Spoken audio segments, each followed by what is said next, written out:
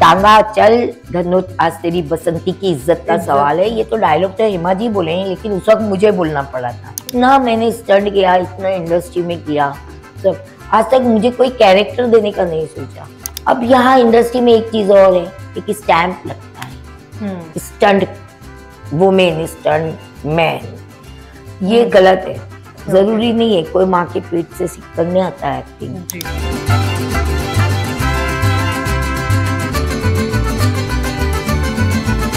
वो सोचने का वक्त नहीं था। पीछे 350-400 घोड़े थे सवार के साथ। ओके। जैसे वो गिरी ना, मैं उसको यूं ली और रोली खाई तो मैं मुंडी के बदले घोड़ों की टांगों में से निकल के आई। और वो शॉट भी रखा गया है।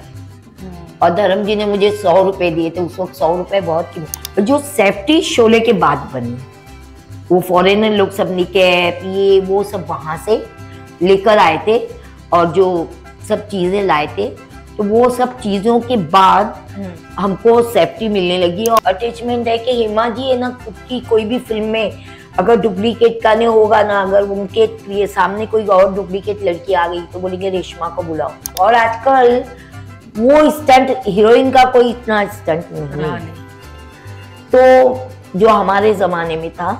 और तब घोड़े तो हर पिक्चर में होने ही थे होने।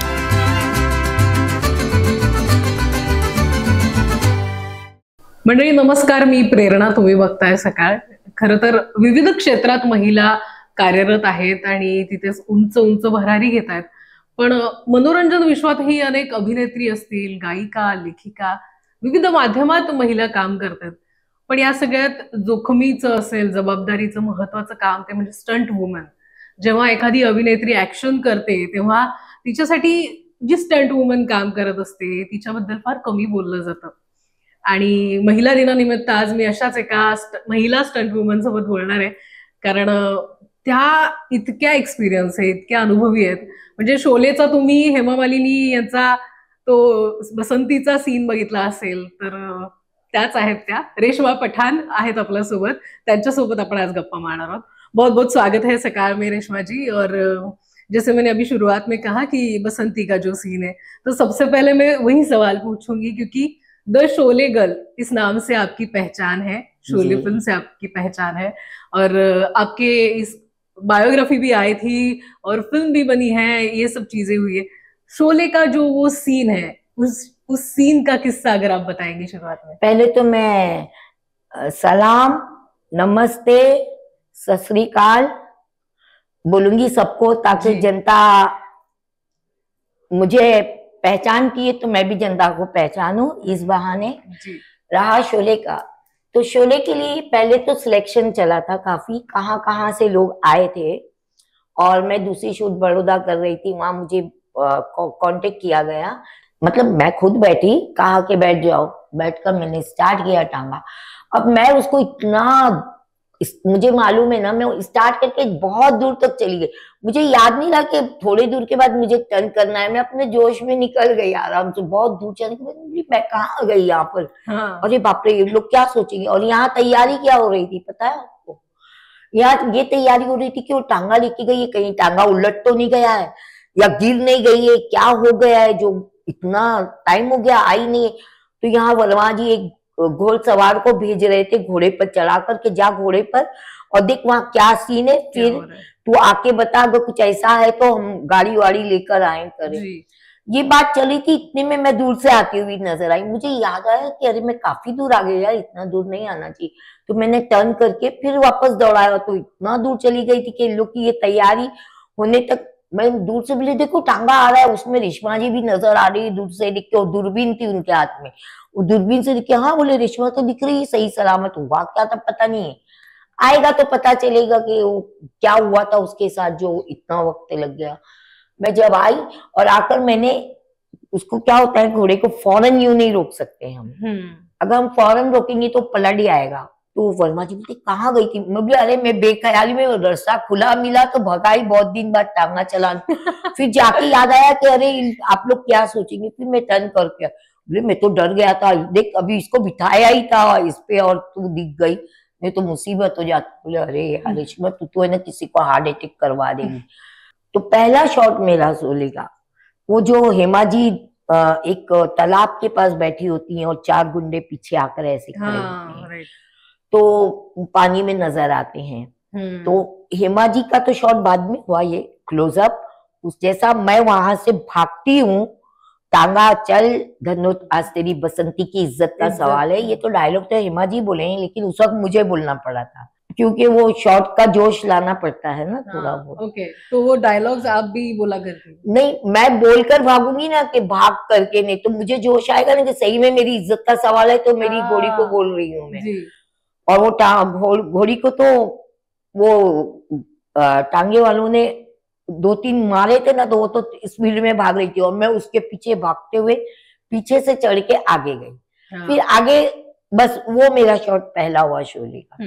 उसके बाद जो उसमें बैठी हुई हेमा जी है, तालाब का है, वो सब हेमा जी है, क्योंकि वो तो मैं हीरोइन नहीं थी, वो ही थी। इतना मैंने स्टंट किया, इतना इंडस्ट्री में किया सब, आज तक मुझे कोई कैरेक्टर देने का नहीं सोचा। क्योंकि मैं एक्टिंग कर सकती हूँ। कुछ एक पिक्चर की थी, डेनी हीरो था उसमें, और डाकू की पिक्चर थी वो। तो उसमें मैं उसकी राइट हैंड होती हूँ, काफी शूटिंग हो चुकी थी उसकी, लेकिन उसके बाद वो किसी इश्यू की वजह से बंद हो गई।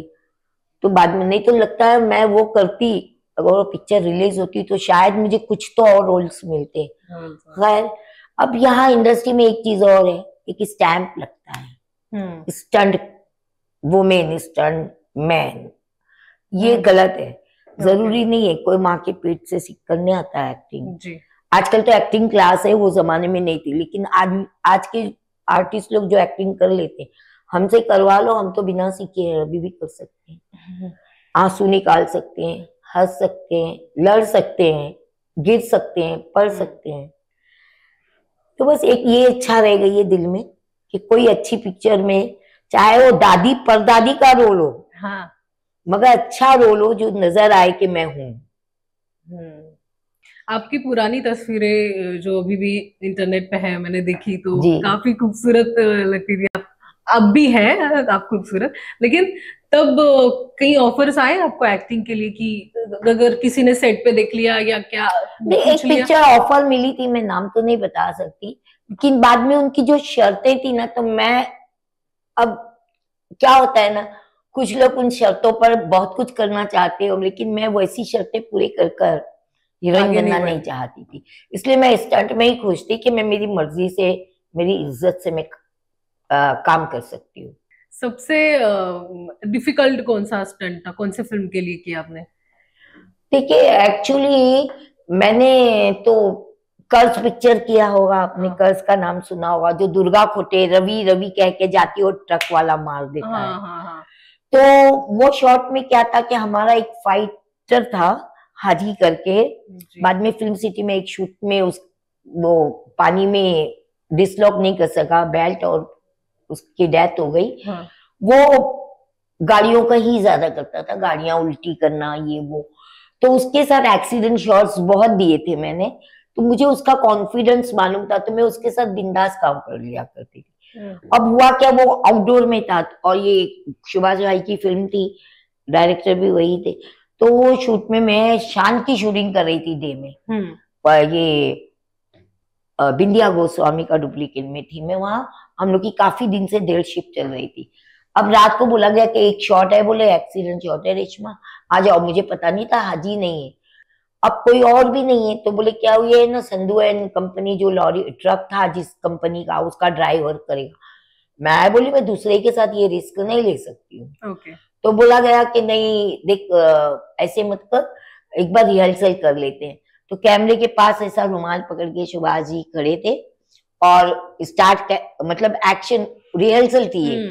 तो मैं ऐसे ही चल के रवि रवि करती हूँ, वो आया, उसको मैंने बताया था कि थोड़ा डिस्टेंस पर तू ब्रेक मारना, तो इन लोग को बोली थी जैसे ही वो गाड़ी स्लो भी मेरे को ये करना तो मैं उड़ूंगी, तो मैं उड़ने के बाद गाड़ी आगे आएगी तो लगेगा एक्सीडेंट शॉट है। अब रिहर्सल में बराबर हुआ। फिर सुभाष जी ने पता नहीं वो ड्राइवर को जाकर बोल दिया कि ये स्टंट वुमेन ने ठोक देना, और मुझे कहा गया था कि वो रुमाल दिखाएंगे। अब मैं यहाँ, मुझे बैक तो दिखता नहीं है ना, मैं यूं रवि रवि कर रही हूँ, तो यहाँ पे रुमाल पे देख रही हूँ, वो रुमाल गिरा ही नहीं रही, इतने में तो ट्रक आके मुझे ठोक दिया, उसका बोनट बैक में मेरे ठोक दिया। अब जैसे वो ठोक दिया तो मैं चाहती तो मैं ऐसे गिरती तो सब कैमरे में मेरा चेहरा आ जाता, लेकिन मुझे लगा, लेकिन हमको एक आदत सी हो जाती ना डुप्लीकेट करके हाथ से मुंह कवर करने की, तो वही सडनली होगा ना काम कि हमको तो मुंह कवर करना है। तो जैसे ही वो लगा तो मैंने हाथ यूं करके जो गई, चश्मा उड़ गया, ये हुआ, और जो गिरी मुझे बहुत सॉलिड लगा वो, और वो ओरिजिनल शॉट रहा है, वो वही फिल्म में है वही शॉट। और शोले में भी 2 इंसिडेंट्स हुए हैं ऐसे, ये जो टांगा जाता है और एक व्हील टूट जाता है तो उसके लिए डुप्लीकेट व्हील लगाते हैं, यानी लकड़ी का ही होता है मगर उस पर एक लोखंड की पट्टी नहीं लगाई जाती जो मजबूत रखता है, व्हील टूटे नहीं। तो वो लगाकर एक व्हील तो तोड़ दिया गया, दूसरे व्हील के लिए किसी ने वो जो लगा रहा था व्हील लगाने वाला उसको कहा नहीं कि यहाँ डुप्लीकेट लगाना है, तो वो ओरिजिनली रहा लोखंड की पट्टी वाला। अब शॉट ये था कि ये भी व्हील टूट जाता है, दोनों टूटकर जाकर अटक जाता है टांगा, और हेमा जी को गब्बर सिंह के अड्डे पर ले जाया जाता है, वही जब तक कह जा जाने का गाना होता है। अब हुआ ये कि ये मजबूत लग गया है तो ये पत्थर से टकरा कर टूटेगा नहीं, तो वो जैसे ही टकराया टांगा उड़ा, मैं हवा में उड़ी, मैं गिरी, टांगा गिरा, और इस तरफ पूरी खाई, इस तरफ जैसा छोटा पहाड़ वगैरह और ऐसी जमीन, और ये तरफ पूरी खाई, अगर और ज्यादा बाहर जाती तो मैं नीचे ही चली जाती। खैर तो ये शॉट भी ऊपर हिट हो गया, और पिक्चर में दिखाता है तो लोग ऐसा लगता है क्या रे क्या वही शूट किया गया जो इंसिडेंट हुआ, मतलब वो शॉट ओके हो गया पर जो चाहते थे उससे अच्छा हो गया ना, उससे अच्छा हो गया। जोखिम भरा काम आप करती थी, डर कहीं दूर हो गया था आपसे? एक्चुअली मैं बोली ना, मैं बचपन से डरती नहीं थी किसी चीज से। और एक आपको शोले का वो बच्ची वाला शॉट बताती हूँ मैं। होली का गाना होता है, उसमें एक छोटी बच्ची भागती है, तो वो शॉट ऐसा था कि उस बच्ची को बताया नहीं गया था, बच्चा डर जाएगा ना कि ऐसा पकड़ेंगे ऐसा करेंगे, तो उसको बताया नहीं गया था, और मुझे बताया कि ये बच्ची है ना भागती है, तुम इसको ले लेना ऐसा, और घोड़े आएंगे ना उसके मुंडी के बीच में से निकल के आ जाना। मैं बोली ठीक है। अब वो लड़की को तो पता ही नहीं, जैसे ही वो शॉट के लिए भागी और मैं उसके पीछे, उसमें मेरा फेस नजर आता है, मैं उसके पीछे भागी और उसको खाली ऐसे हाथ ही लगाई तो नीचे ही गिर गई। अब वो सोचने का वक्त नहीं था, पीछे 350-400 घोड़े थे सवार के साथ। जैसे वो गिरी ना, मैं उसको यूं ली और रोली खाई तो मैं मुंडी के बदले घोड़ों की टांगों में से निकल के आई, और वो शॉट भी रखा गया है। और धर्म जी ने मुझे 100 रुपए दिए थे, उस वक्त 100 रुपए बहुत कीमत, कोई निकेप नहीं था, कोई बेल्ट नहीं था, हमको लटकना है तो रस्सियों पे ये आती थी रस्सियां ना, सेफ्टी जो है वो बहुत कोई सेफ्टी नहीं थी। हम ऊपर हाइट से जंप मार रहे हैं तो सर्कस में आपने देखा होगा नेट बांधा हुआ रहता है, तो वो बांधा हुआ नहीं रहता है, लोग चारों तरफ पकड़ लेते हैं, उस पर ऊपर से आ रहे हैं हाइट पर। ऐसे सब हम लोग काम करते थे बिना सेफ्टी के। और जो सेफ्टी शोले के बाद बनी, वो फॉरेनर लोग सब निकेप ये वो सब वहां से लेकर आए थे, और जो सब चीजें लाए थे, तो वो सब चीजों के बाद हमको सेफ्टी मिलने लगी। और वो भी शुरू में तो बहुत कम, क्योंकि कुछ प्रोड्यूसर बोलते थे हम इतना अफोर्ड नहीं कर सकते ये वो। लेकिन इतने सारे कलाकारों के लिए आपने एज स्टंट वुमन काम किया, सेट पे इतने कलाकार होते, उस दौर का स्टारडम कुछ और था, अभी भी है स्टारडम, लेकिन उस दौर राजेश खन्ना जी है, अभी अपने धर्मेंद्र जी का नाम लिया, वो सेट पे किस तरह से माहौल रहा करता था, और आपका किसके साथ सबसे अच्छा बॉन्डिंग बना, या फिर वो जो होता है ना बाकी लोगों को अच्छे से ट्रीटमेंट देना, अच्छे से बात करना, लोग सबसे ज्यादा मजा किसके साथ काम करके आया आपको? एक्चुअली तो मेरे साथ हेमा जी के साथ तो किया ही किया, रेखा मौसमी मेरे साथ है ना, ये सब हीरोइन है, लेकिन ज्यादा हेमा जी से क्यों अटैचमेंट है कि हेमा जी है ना खुद की कोई भी फिल्म में अगर डुप्लीकेट का नहीं होगा ना, अगर उनके सामने कोई और डुप्लीकेट लड़की आ गई तो बोलेंगे रेशमा को बुलाओ।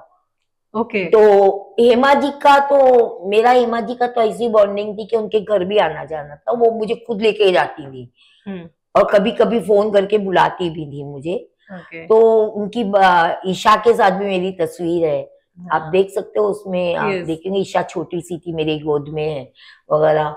अच्छा, सैफ अली उसके बचपन का है मेरे पास फोटो, मेरे साथ है, वो पापा पुण्य में शर्मिला जी का कैमल राइडिंग वगैरह मैंने ही किया है, और उसमें तो सबका किया, अरुणा ईरानी का किया, इंद्रानी मुखर्जी का किया। तो और कैमल राइडिंग तो मतलब शर्मिला जी का था। वो कैमल पागल हो जाता है रेगिस्तान में और उसमें से गिरना पड़ना, तभी सैफ आया था तो मेरा हाथ पकड़ के, सैफ भी मेरे साथ खेला कूदा है माशाल्लाह। और अमित जी के श्वेता और अभिषेक मर्द में आए थे तो उनके साथ भी तस्वीरें, उनके साथ भी मस्ती मजाक चलती थी। मैं उनके साथ तो बच्चों की तरह ही मस्ती मजाक चलती, और अमित जी भी मेरी बहुत इज्जत करते हैं, उनके साथ भी बहुत सारा काम किया है मैंने। धर्म जी, अमित जी, ये तो समझ लीजिए दोनों मेरे फेवरेट ही हैं, क्योंकि इनके साथ इतना काम किया है मैंने कि कभी कभी मैं भी भूल जाती हूँ कि मैंने कितना काम किया है।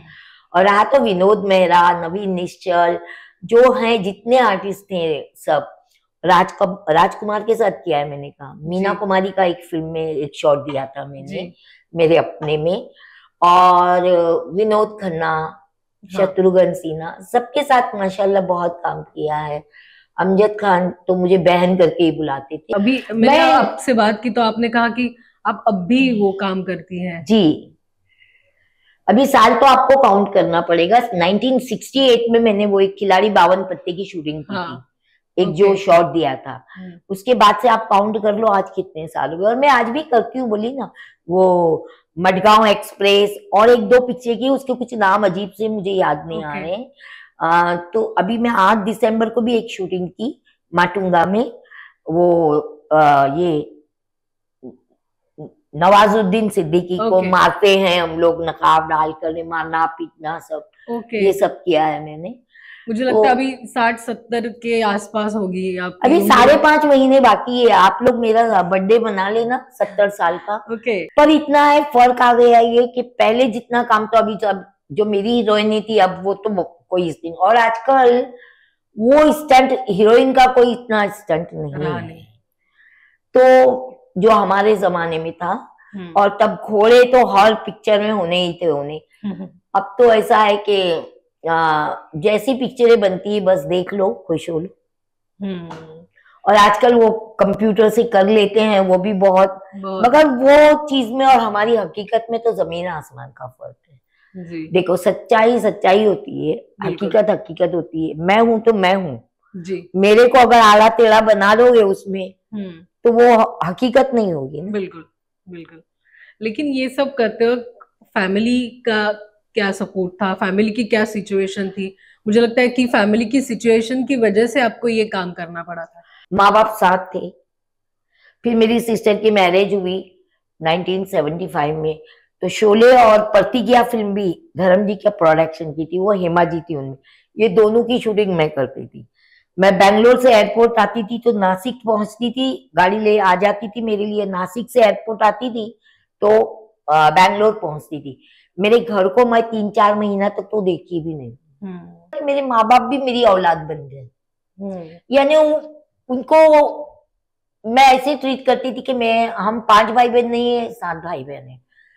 ईद आती, पहली ईद आई उसके बाद तो मैंने ना मेरी माँ को 100 रुपया दिया, मेरे बाप को 100 रुपया दिया। बोले ये काय का? बोली ईदी। तो मेरे पिताजी और मम्मी रोने लगे, बोलने लगे कि हम लोग तेरे को देना चाहिए, तू हमको ईदी दे रही है। बोले आज से तुम भी मेरी औलाद हो। तो इस तरीके से चलता रहा, और लास्ट में मेरे भाइयों की भी शादी हुई, उनको भी घर भर लेके दिया मैंने।